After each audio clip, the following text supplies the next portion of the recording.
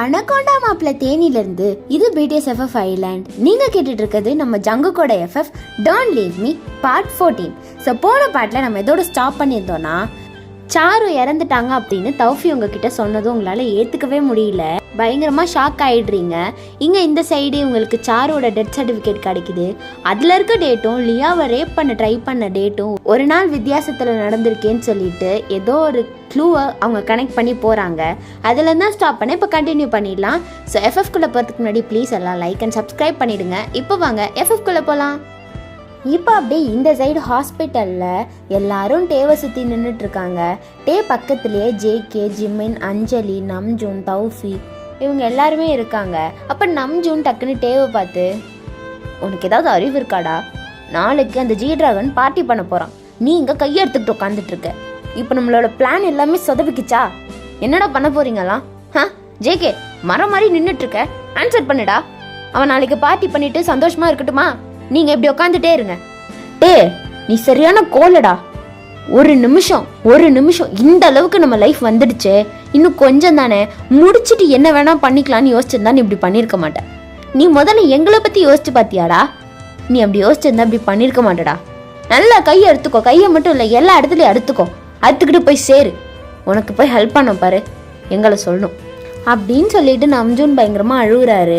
டே கண்ணில் இருந்தும் கண்ணீரா வருது. ஜேகே பக்கத்துல உட்காந்து தொடச்சி விட்டுட்டு, மச்சான் இங்க பாரு, அழுகாதடா. நம்ஜூன் அண்ணா எதுக்கு அழுகுறீங்க? அவனுக்கு என்ன கஷ்டமோ அவனுக்கு தான் தெரியும். அவனால பேச முடியலண்ணா, அவனுக்கு வார்த்தையே வர மாட்டேங்குது. என் நண்பன் எப்படி இருந்தான் தெரியுமா? எனக்கு வர கோபத்துக்கு முதல்ல நீ எதுக்காக அப்படி கையெடுத்துக்கிட்டேன்னு சொல்றா. இப்படி சாவடிச்சுருவன்ட்டே. என்னால உங்ககிட்ட பேசவே முடியலட்டே. உன்கிட்ட கோவப்படுறதா, உங்ககிட்ட ஆறுதல் படுத்துறதா, இல்ல உனக்கு கேர் பண்ணிக்கிறதான்னு தெரியாம ஒரு கன்ஃபியூஸ்டான ஸ்டேட்ல இருக்கேன்ட்டே. உனக்கு புரியுதா இல்லையாடா? டேயாங் இங்க பாருடா, முதல்ல மூச்சு திருப்பிக்காதடா அப்படின்னு சொல்றான். டே வந்து ஜேகேக்கு ஆப்போசிட் சைடு தலையை திருப்பிக்கிட்டு அப்படியே அழுதுகிட்டு இருக்கான். அதை அஞ்சலி பார்த்துட்டு, டே இங்க பாரு, அவனுக்கு ஆன்சர் பண்ணுடா. அவன் உன்கிட்ட தான்டா கேட்டுட்டு இருக்கான். எதுக்காகடா அப்படி பண்ண? ஏன் கையெடுத்துக்கிட்ட?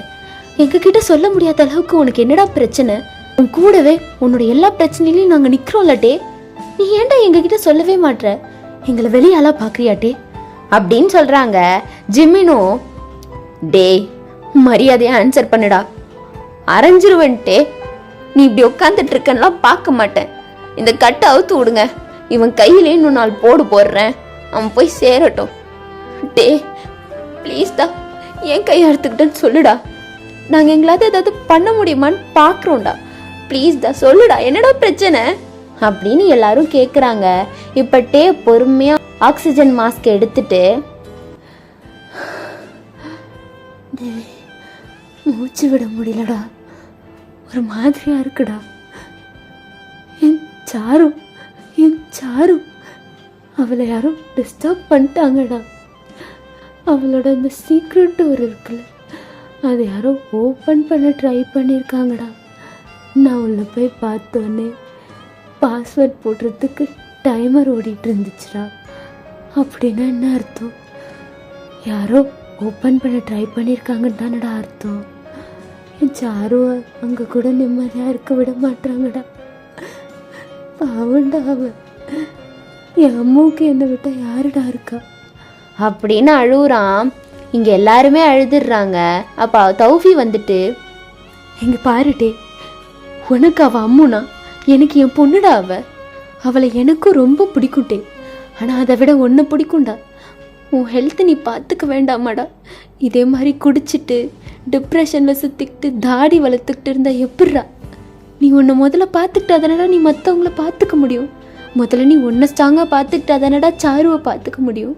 நீ இந்த மாதிரி சின்ன சின்ன விஷயத்துக்கெலாம் கையை எடுத்துக்கிட்டு வந்து ஹாஸ்பிட்டலில் படுத்திருந்தா எப்படா சர்வை பண்ணுவ? ஏன்ட்டே இப்படி பண்ணுற அப்படின்னு சொல்லி அவங்களும் அழுகுறாங்க. அதுக்கு டே எல்லாரையும் பார்த்து, டே சாருவை யாரோ டிஸ்டர்ப் பண்ண ட்ரை பண்ணாங்கடா. எனக்கு செமையாக கோவம் வந்துருச்சுடா. ஏற்கனவே என் அம்மா குழந்தைய நான் இறந்துட்டேன். இப்போ நான் திரும்பியும் எப்படா அதாண்டா நான் போனேன். என் கோவத்தை யார் மேலே காட்டுறது தெரில. கத்தி பார்த்தேன், கதறி பார்த்தேன்டா. பக்கத்தில் யாரும் இல்லைடா. நீங்கள் இருந்திருந்தா அவங்க மேலெல்லாம் சாஞ்சு அழுத்திருப்பேன், என்ன ஆச்சுன்னு பார்த்துருப்போம். ஆனால் நீங்களும் இல்லைடா. என்னால் என்னடா பண்ண முடியும்? அதாண்டா போய் கையை அறுத்துக்கிட்டேன். எனக்கு வேறு வழி தெரிலடா. நான் செத்துடணுன்னு தான்டா நினச்சேன். நீ ஏன்டா என்னை காப்பாத்தின அப்படின்னு ஜேகேவை பார்த்து கேட்குறான். அதுக்கு ஜேகே பல்ல கடிச்சிக்கிட்டு அப்படியே முறைக்கிறான் டேவை. அப்புறம் இங்கே பாரு, திரும்ப திரும்ப மயிறு மாதிரி பேசிகிட்டு இருக்காத. இன்னொரு தடவை சொல்ல மாட்டேன், புரியுதா? நீ எங்களோட டேயாங், உனக்கு ஒன்றாக விட மாட்டோம். நாங்கள் எதுக்கடா இருக்கோம்? எவன்டா டிஸ்டர்ப் பண்ணுது? அஞ்சலி, நாளைக்கு டே வீட்டுக்கு யார் வந்திருக்கா, என்ன ஆச்சு டே வீட்டில், எல்லாத்தையும் பாரு, சரியா? சரிடா, நான் பார்க்குறேன். நான் பார்த்துட்டு என்ன ஆச்சுன்னு உங்ககிட்ட சொல்கிறேன் டயாங். நீ பயப்படாத. முதல்ல உன் சாரு அங்கே தானே இருக்கா, அப்புறம் ஏன்டா பயந்துட்டு கையை எடுத்துக்கிட்டு உட்காந்துருக்க? இல்லை அஞ்சலி, சாரு அங்கே தான் இருந்தா. ஆனால் யாரோ வந்திருக்காங்கல்ல, வந்து என் சாருவை பார்க்கணுன்னு ட்ரை பண்ணியிருக்காங்களே. அவங்க பார்க்க ட்ரை பண்ணாங்களோ, என்ன பண்ண ட்ரை பண்ணாங்களோ யாருக்கு தெரியும். என்னால் கோவத்தை கண்ட்ரோல் பண்ண முடியல, அதான் இப்படி பண்ணிக்கிட்டேன். என்னை மன்னிச்சிருங்கடா அப்படின்னு அழுகுறான். உடனே எல்லாரும் போய் அவன் கையை பிடிச்சிக்கிட்டு, இந்த மாதிரி வேலையெல்லாம் இனிமேல் பண்ணாதட்டையும், சரிடா புரியுதா? இனிமேல் நாங்கள் இருக்கோம், பார்த்துக்குறோம்டா உன்னை அப்படின்னு ஜிமினும் சொல்கிறான்.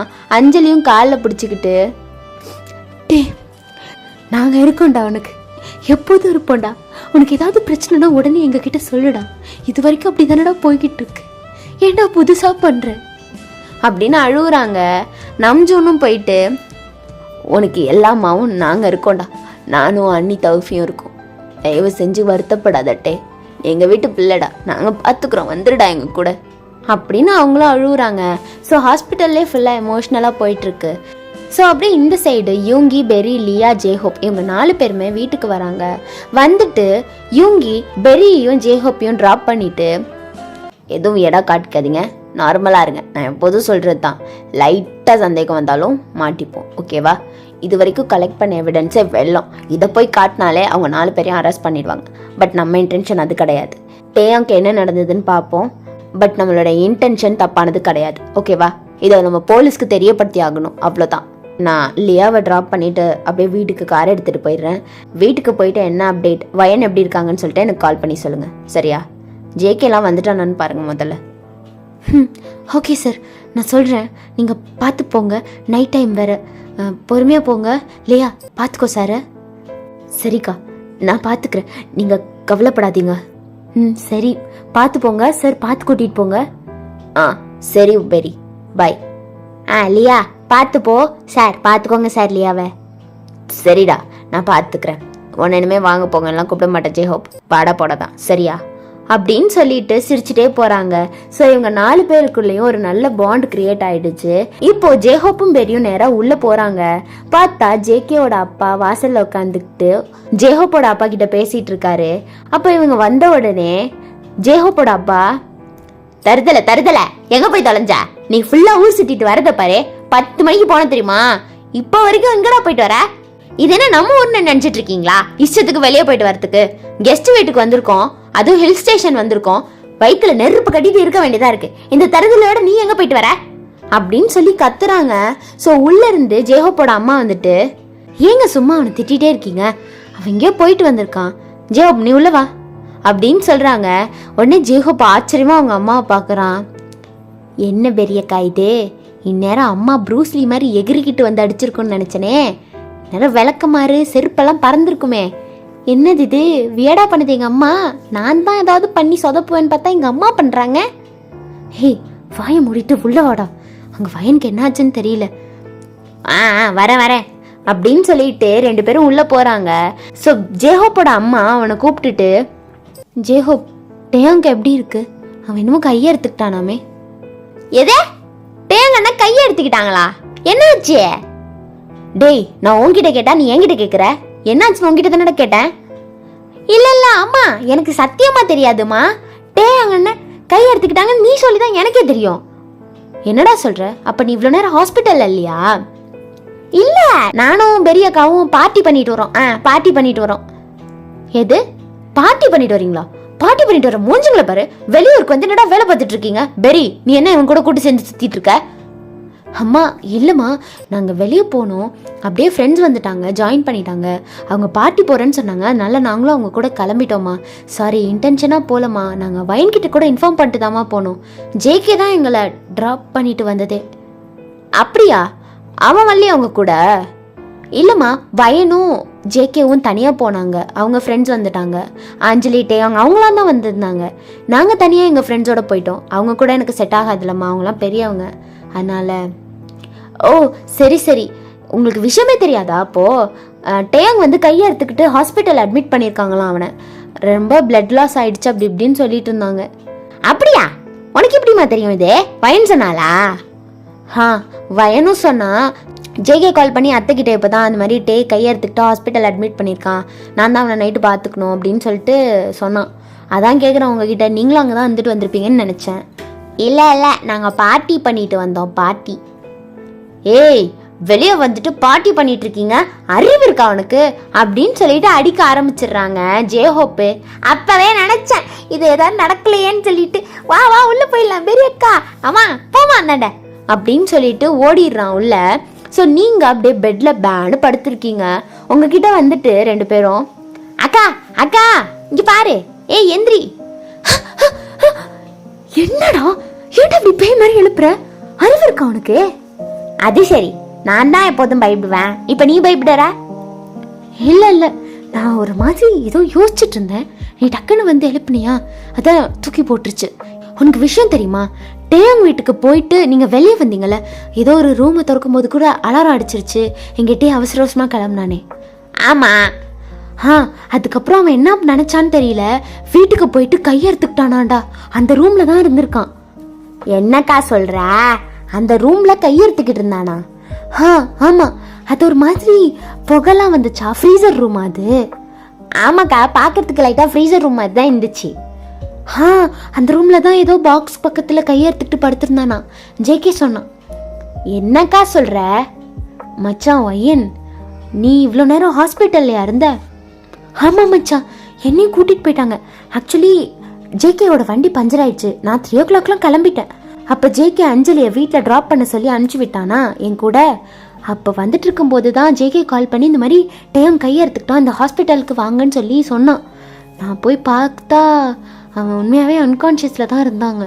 ஐயோ, அதை பார்த்துட்டு நான் அந்த சைடு திரும்புகிறேன், ஜிம்மின் அண்ணன் ஓடி வராங்க. எனக்கு செம்ம ஷாக்கு தெரியுமா? உங்களுக்கெல்லாம் அந்த விஷயம் தெரிஞ்சிட்டு தானே? ஆமாக்கா, நான் தானே உனக்கு கால் பண்ணியே சொன்னேன். அந்த 4வது ஆள் ஜிம்மின் அண்ணன் தான். அது மட்டும் இல்லை, ஏகப்பட்ட எவிடன்ஸ் கலெக்ட் பண்ணியிருக்கோம். சாரு அக்கா இறந்துட்டாங்களாம், தெரியுமா உனக்கு? தெரியும்டா. இப்போதான் தௌஃபின்னு பேசிகிட்டு இருந்தாங்க. அங்கிட்டேயும் கையை எடுத்துக்கிட்டோடனே நம்ஜூன் தௌஃபி அப்படின்னு சொல்லிட்டு 2 பேர் வந்தாங்க. அவங்க வந்து சாருவோட அண்ணா அண்ணியா. அவங்க தான் என்கிட்ட சொன்னாங்க இந்த மாதிரி சாரு இறந்துட்டாங்க அப்படின்னு சொல்லிட்டு. என்னடா இது, அவங்க இறந்துட்டாங்க, லியாக்கு இந்த மாதிரி நடந்திருக்கு, அப்போ எதுக்காக அந்த பசங்களை கொலை பண்ணியிருக்காங்க? அதை தான் மச்சான் சொல்கிறதுக்கு உனக்கு கால் பண்ணிகிட்டே இருந்தோம், நீ எடுக்கவே இல்லை. அது நான் ஜின்னு கூட வண்டியில் வந்துட்டு இருந்தேன், அதனால தான் எடுக்க முடியல. ஓகே நல்லா கேட்டுக்கோ.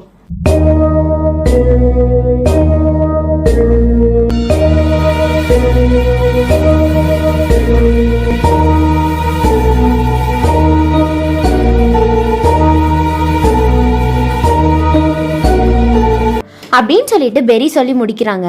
நீங்கள் அப்படியே கண்ணு கலங்கி போய் பெரியை பார்த்துட்டு இருக்கீங்க. அப்போ ஜேஹோப்பு, அக்கா இந்தா இவங்க தான் சாரு, இங்கே பாரு. இந்த ஃபோட்டோ பார்த்துட்டு நானே வாயை பொழுதுட்டு நின்றுட்டு இருந்தேங்க்கா, எவ்வளோ அழகாக இருக்காங்க பாரு அப்படின்னு சொல்லிட்டு காட்டான். நீங்கள் அதை பார்த்துட்டு ஷாக் ஆயிட்டீங்க. அவங்க மொழியெல்லாம் பிதுங்குது, அப்படியே கண்ணெல்லாம் வியர்டாகுது, கையெல்லாம் நடுங்குது. பார்த்துட்டு டேய் மச்சான் மச்சான் பெரி, என்னடா என்னாச்சு? ஏன் என்னாச்சு? இல்ல, ஹே இந்த பொண்ணு தான் சாருவா? ஆமா, இவங்க தான் சாரு. நாங்க பார்த்தோம், டெத் சர்டிஃபிகேட்ல எல்லா இடத்துலயுமே இவங்க போட்டோ தான் இருந்துச்சு. இவங்க தான் சாரு. டேய் ஜெய்ஹோப், இந்த பொண்ணு தான் சாருவா? கன்ஃபார்மா சொல்றீங்களா? அக்கா ஆமாக்கா, இவங்க தான் சாரு. எல்லா போட்டோலயும் டே என்ன பக்கத்துல இருந்தாங்க, இவங்க தான் சாரு, நாங்க அடிச்சு சொல்றோம். டேய் என்னடா சொல்றீங்க? இந்த பொண்ணு சாருவா? ஆமா, என்னாச்சு? ஹே ஆமாடி, என்னாச்சுடி? நான் சொன்னல, நான் ஜேகேக்கு ப்ரப்போஸ் பண்ண வந்தப்போ ஒரு பொண்ணு என்கிட்ட பஸ்ல ஃப்ரெண்ட் ஆனா, அவளாலதான் நானும் ஜேகேவும் இப்ப லவ் பண்றோம் அப்படின்னு சொன்னல. ஆமா சொன்னேன். அது இந்த பொண்ணு தாண்டா. நான் கூட கான்டாக்ட்ஸை மிஸ் பண்ணிட்டேன்னு சொல்லி ரொம்ப வருத்தப்பட்டேனே. அதுக்கப்புறம் இந்த பொண்ணை பார்க்கவே முடியாதான்னு நினைச்சேனே. அது இதுதான்டா, சாரோட. அவ இப்பதானே எனக்கு அவ பேரே ஞாபகம் வருது. கடவுளே, அப்படின்னா அழுவுறீங்க?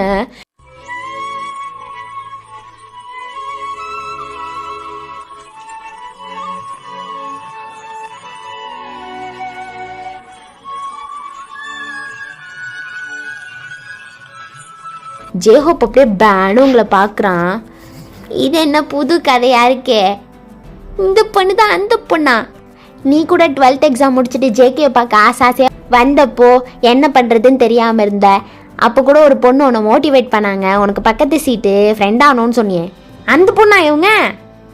ஆமாண்டா, அந்த பொண்ணு தான் ஜேஹோ. கடவுளே, இந்த பொண்ணை நான் இப்படிதான் பார்க்கணுமா? இவன் பேரு என்கிட்ட சொன்னாடா, சாருன்னு.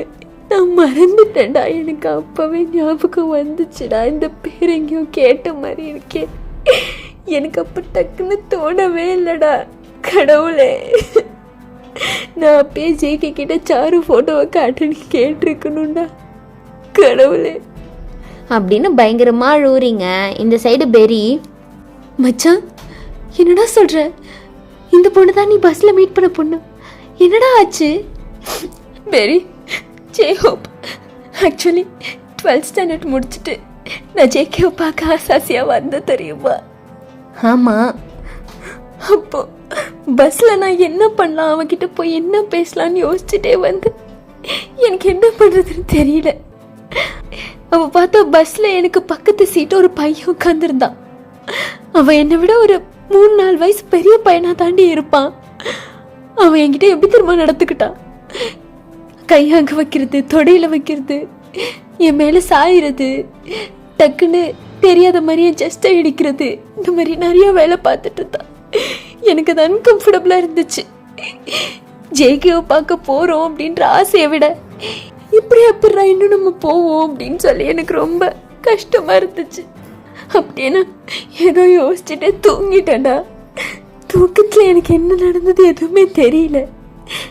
டக்குன்னு கண்ணு முழிச்சு பார்த்தா அந்த பொறுக்கி நாய் என் பக்கத்தில் வந்து என் கழுத்தை ஸ்மெல் பண்ணி பார்த்துட்டு இருந்தாடா. அவனை பார்த்துட்டு எனக்கு உடம்பெல்லாம் சிலுத்துருச்சு ஜேஹோ. டக்குன்னு அவனை நான் தள்ளி விட்டு கத்திட்டு எழுந்திரிச்சிட்டேன். அப்போதான் எனக்கு பக்கத்தில் ஆப்போசிட் சீட்டில் சாரு உட்காந்துருந்திருக்கா. எனக்கு அது தெரியாது. அவள் ஃபஸ்ட்டே என்னை நோட் பண்ணிட்டு இருந்திருக்காடா, நான் பயப்படுறேன் அப்படின்னு சொல்லி அவளுக்கு தெரிஞ்சிருக்கு. சரி ஓகே, ஏதாவது அவன் தப்பாக நடந்துக்கிட்டா நம்ம போய் பேசலாம் அப்படின்னு சொல்லிட்டு அவன் யோசிச்சிருந்திருக்கா. அப்போ இந்த மாதிரி நான் கத்திட்டு எழுந்திரிச்சதோ நேராக வந்து பலார்னு அந்த பையனை அரைஞ்சு அந்த இடத்துலயே வண்டியை நிறுத்தி அவன் பேகெல்லாம் வெளியே தூக்கி போட்டு அவனை வெளியே தள்ளி விட்டு வந்துட்டா தெரியுமா. அவன் வந்துட்டு என்கிட்ட எப்படி தெரியுமா ஸ்வீட்டாக நடந்துக்கிட்டா. அன்னைக்கு அவளால் தானே நான் தைரியமாக ஆனனே. உங்களை எல்லாரையும் அனுப்பி பிளான் பண்ணுற வரைக்கும் இந்த தைரியம் எனக்கு யார் கொடுத்தான்னு நினைக்கிறீங்க? அந்த பொண்ணு அன்னைக்கு நடந்துக்கிட்டதை வச்சுதான் இந்த மாதிரி நம்ம இருக்கணும்னு சொல்லி மாற ட்ரை பண்ணது தான் இப்படி நின்றுட்டு இருக்கேன். நம்ம லைஃப்ல அன்எக்ஸ்பெக்டடாக வர சில பேர் தான் நம்மளுக்கு தெரியாத ஒரு லெசனை சொல்லி கொடுத்துட்டு போவாங்க.